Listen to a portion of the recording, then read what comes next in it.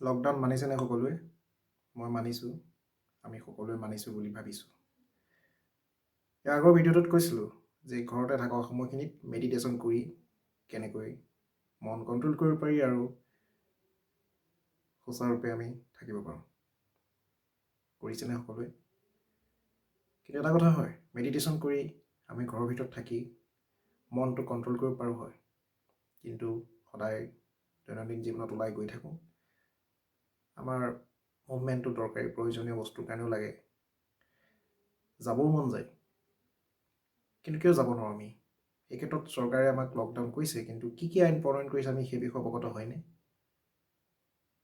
কিছু ক্ষেত্ৰত লকডাউন উলংঘা কৰা মানুহৰ ক্ষেত্ৰত পুলিচ বা আৰক্ষীয়ে অৰ্থাৎ প্ৰশাসনে চৰকাৰে যি নিয়ম প্ৰযোজ্য কৰিছে, মানুহক গ্ৰেপ্তাৰ কৰিছে বা বিভিন্ন ধৰণৰ আইনী পদক্ষেপ গ্ৰহণ কৰিছে।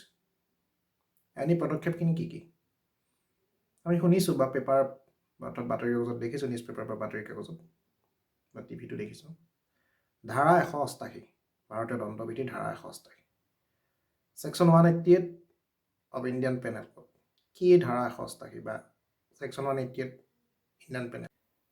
ভাৰতীয় দণ্ডবিধিৰ 188 ধাৰা অৰ্থাৎ Indian panel code 188, section 188 Indian panel code, IPC যাক শ্বৰ্ট ফৰ্মত আমি কওঁ।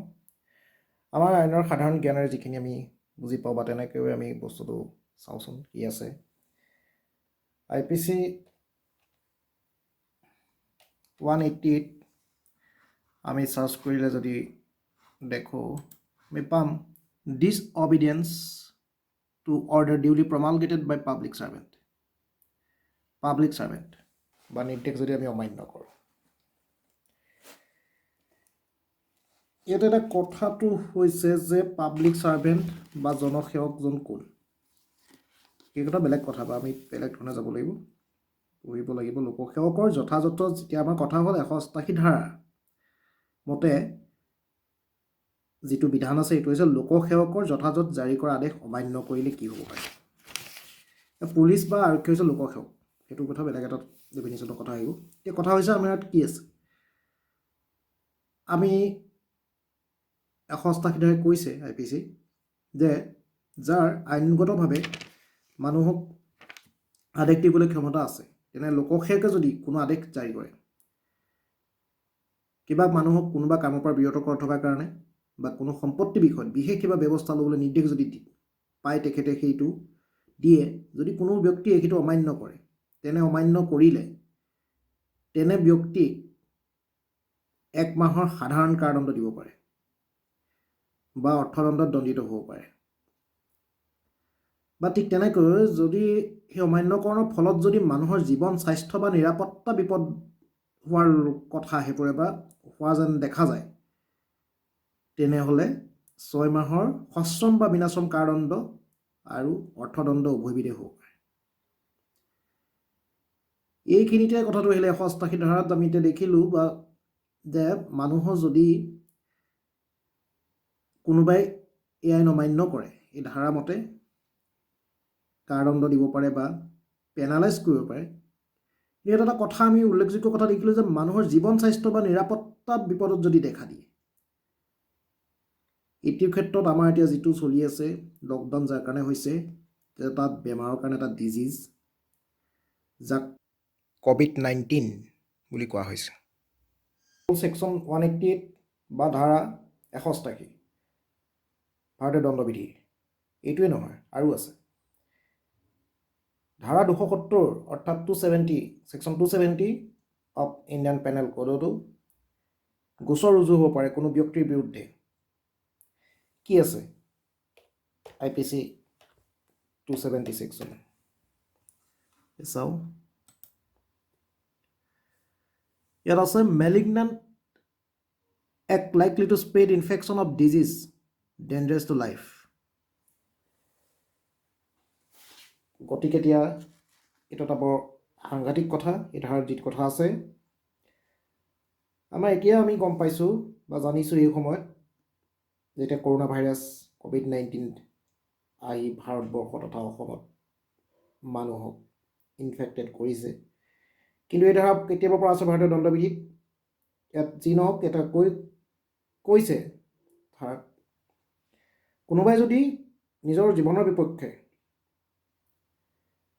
কিবা ৰোগজনিত কথাৰ ক্ষেত্ৰত মানে জীৱনৰ পক্ষে বিপদজনক যদি কিবা ৰোগ থাকে বা তেনেকুৱা ৰোগ যদি তেওঁ বিয়পাব পাৰে জানি বা নাজানি, কিন্তু এইটো নহয় যে তেওঁ সেই কথাটো তেওঁৰ জৰিয়তে সুচৰিব বুলি তেওঁ নাজানে বুলি ধৰি ল'ব নোৱাৰি, তেওঁ জানি বুলি ধৰি ল'ব। আইনত সেইটো এটা ডাঙৰ কথা যে ignorance of law is not an excuse. আইন সকলোৱে জনাত দৰকাৰ।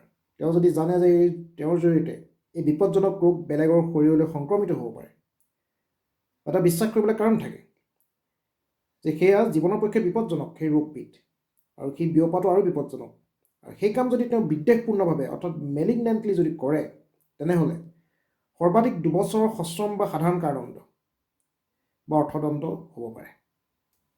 ইয়াৰ উপৰিও ভাৰতীয় দণ্ডবিধিৰ 271 ধাৰা অৰ্থাৎ section 271 of the Indian panel code, এই ধাৰা অনুসৰিও গোচৰ ৰুজু হ'ব পাৰে। এই ধাৰাত কোৱা হৈছে disobedience to quarantine rule. Quarantine rule অমান্য কৰিলে কি হ'ব পাৰে। আমি প্ৰথমতে জানিলোঁ কোৱাৰেণ্টাইন মানে কি। কোৱাৰেণ্টাইন শব্দটো সাধাৰণ ভাষাত হৈছে যে কোনো ৰোগ সংক্ৰমণ প্ৰতিৰোধ কৰিবৰ বাবে কোনো মানুহক পৃথক কৰি ৰখা বা আটক কৰি ৰখা। যদি কোনো ব্যক্তিয়ে কোৱাৰেণ্টাইন ৰুল অমান্য কৰিছে, বৰ্তমান সময়ৰ পৰিপ্ৰেক্ষিতত এইটো অতি প্ৰাসংগিক কথা হৈ পৰিছে, তেওঁ 271 ধাৰা মতে তেওঁৰ বিৰুদ্ধে গোচৰ ৰুজু হ'ব পাৰে, বা যদি তেওঁৰ দোষ প্ৰমাণিত হ'লে কাৰাদণ্ড হ'ব পাৰে বা পেনেলাইজড হ'ব পাৰে।